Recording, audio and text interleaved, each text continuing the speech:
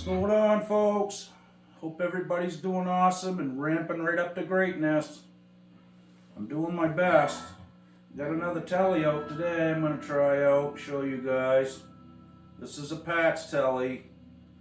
It's made of good parts though. This thing's a nice guitar and it plays really nice. I was just messing around with some old Police stuff there for a few minutes. Man, that stuff was pretty crazy. And Andy Summers, what a great guitar player, good chord work. I was just trying to remember how to play Murder by Numbers.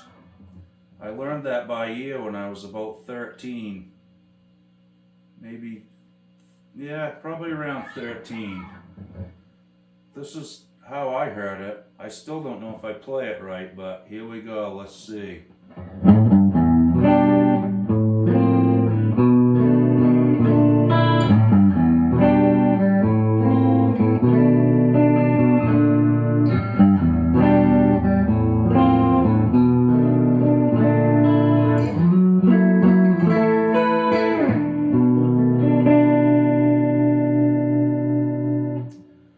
That's the first section. That's a little tough to grab. This pad up here, you know, it goes to the... That's a little tricky for me. I think when I originally learned it, I heard it like this.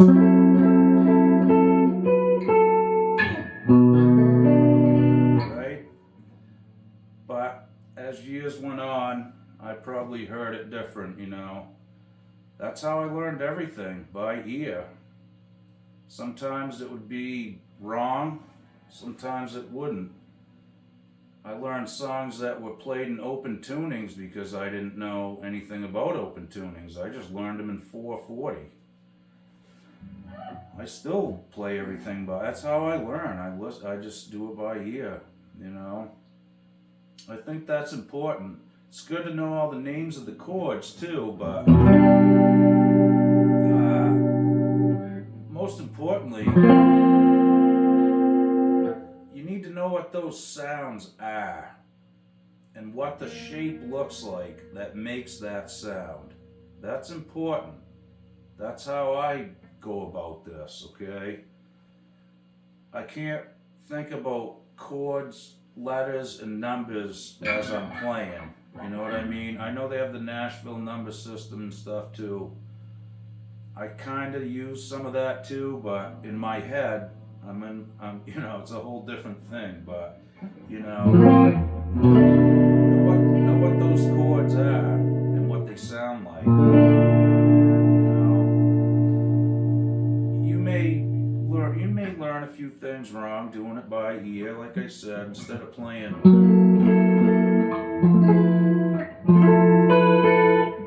I was going.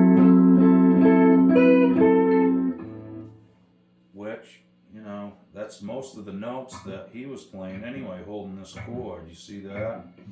Anyhow, that's how I learned it. Let's see if I can remember the chorus.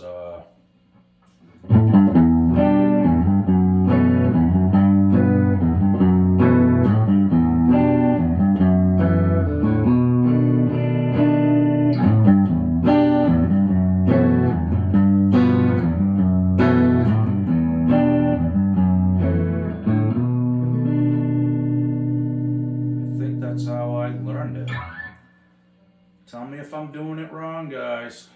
You know, I probably am. It's just how it goes with me.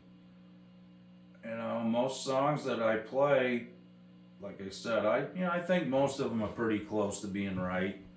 Learning them by ear, but you know, I think, and again, some of them might not be. They sound, you know, it's good enough to get through a song and what have you and play them live, but you know, it's not every chord. There might be just one here and there that I may, instead of playing, let me play. I mean, we're talking a note away or one note off, so it's not a big deal. You know, it's again, just try to learn the shapes, what they look like, where to get that kind of a sound. What makes that sound? It's this shape.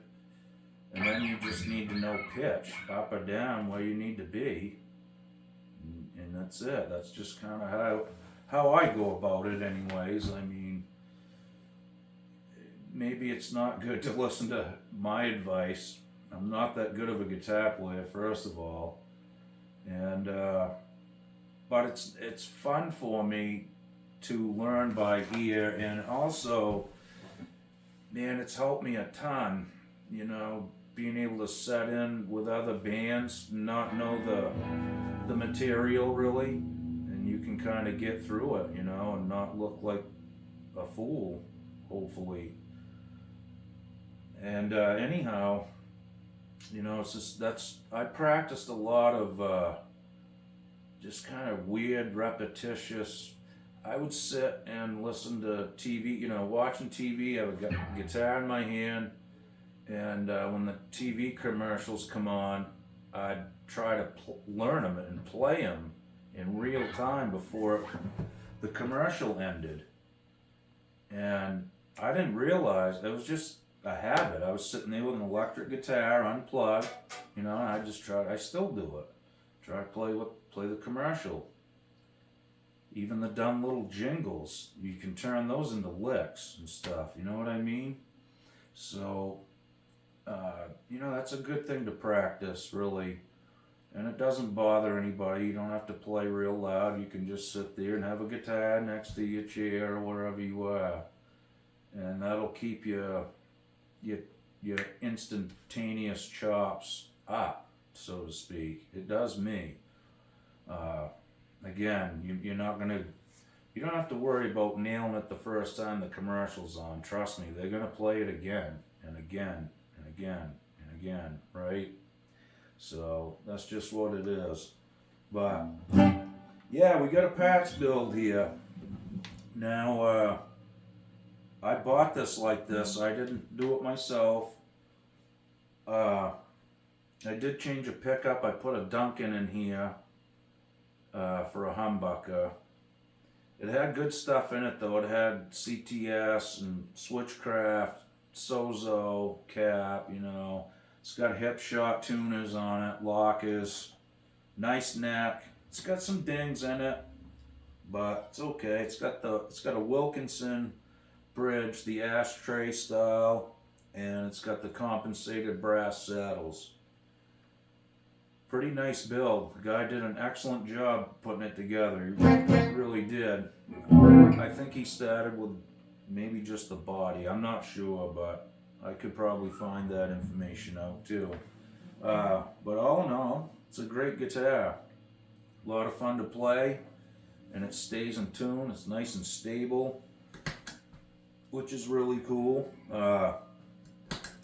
Let's listen to the bridge pickup.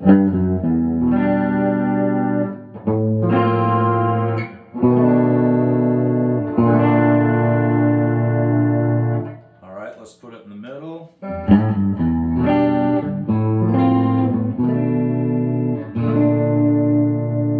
Really rich tone, honestly. Let's go right up to the neck.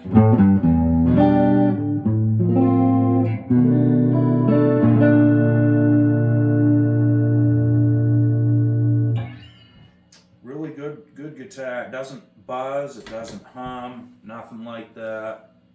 Seems to be ready to go. The only downfall for me really with this, the ashtray, I like the newer style.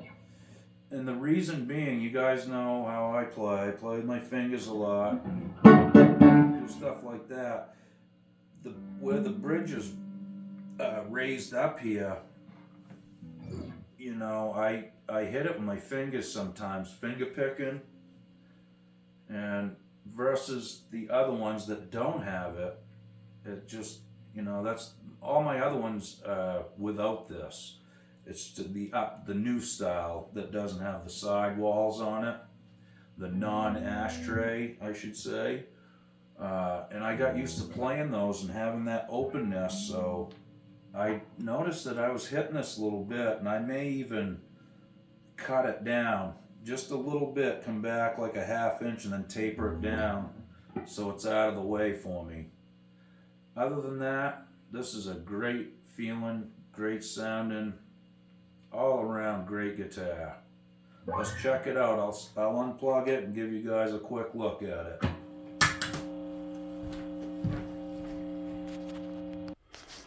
Okay guys, here we are. Like I said, it's got a Wilkinson ashtray style bridge. And this is the lip I'm talking about right here that I hit with my finger. It's got compensated saddles, which is nice. Those are a good upgrade if you got, you know, the old style. The compensated, I think it's the way to go. So I got a Duncan in the back, like I said. And it's got, you know, good electronics. Whoever put this together did a great job. Like I said, I didn't touch anything, but I did put the pickup in. I had one, so and that's how I get to look at all this stuff. It's well done, well put together. The neck's nice and straight to the body. It fits really well. I don't know if the neck is original to the body or not.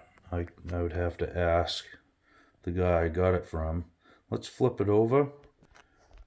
Alright, the back side here is pretty nice. It's got some dings and some chunks of paint taken out here and there. It's a string through.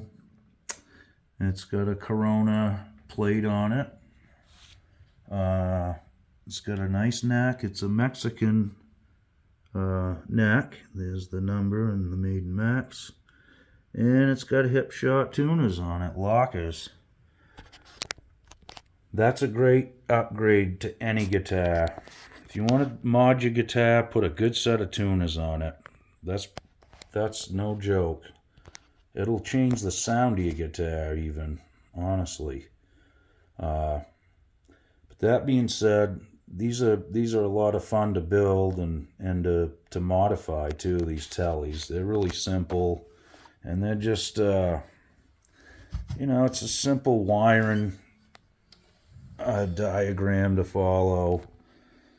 And I've done so many of them, I don't even use a diagram anymore. I just do it in my head, but it's pretty basic. And it's a good guitar to start on. If you're going to mod something, these are a good place to start. Get a telly and start doing a few things to it. Another good mod is to add a 3-tree and pull this G string down because it needs it. That's another great mod. Put some good tuners on and buy a 3-tree or make one. And you'll be all set. I can show you how to make a 3-tree too. Hang right on. Okay, so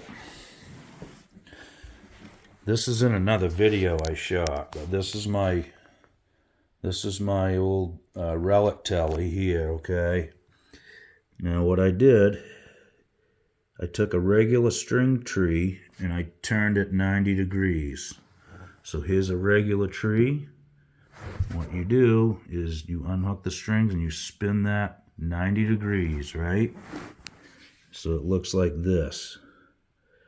And then I took a piece of brass and I bent the ear up on one of these, on this one, put the brass in, bent it back down, and then I soldered it. Now you can make these look neat too. This looks pretty crude. It was the first one I did, but also that's what I wanted. I wanted it to look like, you know, it just come out of the bottom of a mechanic's toolbox or something. So you got to use, that's brass brazen wire. You could use stainless. If you use brass, you can solder it. If you use stainless, you could silver solder it, or you could super glue it in there. Just make sure that this is rigid, okay? Now you got a 3-tree, and it pulls that G down. And that will keep your guitar in tune. Trust me. This thing bounced it off a cement floor, and I picked it up and played it, and it was still in tune. Okay, guys, thanks for checking it out. I hope the the 3-tree mod, something that you might think about. You can buy these all done too. Like, I think Joe Glazer and those guys out in Nashville sell these. What is it? Music City. They make bridges too for like Les Paul Juniors and stuff, and SGs that called Music City bridges, and that takes care of the intonation problems. But they make 3-trees too. I know because I've seen one of Joe's videos and they produce them. But you know, in a pinch, or if you guys just want to try that yourself, it does work, and it looks cool on an old Beta. You know what I mean? Okay, so thanks for checking these ones out again, guys. I really appreciate all your support, your likes and subscribes, and everything that goes with it. Be good. We'll see you soon.